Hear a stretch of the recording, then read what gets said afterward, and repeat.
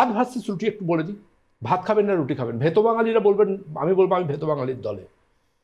কারণ কি, ভাত আপনি তৈরি করছেন, দেখবেন ওই ভাতকে আপনি ফোটাচ্ছেন, তার মধ্যে থেকে জীবাণু ফাঙ্গাস যা ছিল বেরিয়ে গেল।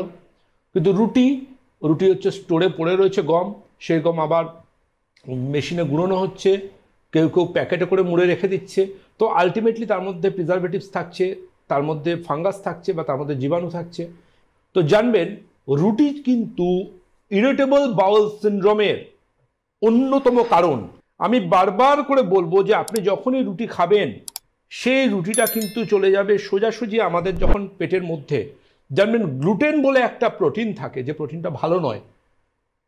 ওই গ্লুটেন কিন্তু আমাদের শরীরের মধ্যে গিয়ে গ্লুটেন ইনটলারেন্স থাকলে কিন্তু মারাত্মক ক্ষতি হবে আপনার। ইরিটেবল বাউল সিনড্রোম জাঁকিয়ে বসবে আপনার শরীরের মধ্যে। রুটির মোহ থেকে বেরিয়ে আসুন। রুটি, ময়দা, পাস্তা, বিস্কিট এগুলো থেকে বেরিয়ে আসুন। সকালে মুড়ি দিয়ে চা খান, শুকনো মুড়ি দিয়ে। দুপুরে ভাত খান, রাত্রে ভাত খান। রুটিকে না বলুন, ভাতের থেকে রুটিতে ক্যালোরি বেশি। সব দিক থেকে রুটিকে বাদ দিন। রুটি মানেই জানবেন ইরিটেবল বাউল সিনড্রোম, এবং গ্লুটেনের জন্য আপনার কিন্তু একটা ভয়ঙ্কর রকম পেটের সমস্যা আসতে পারে।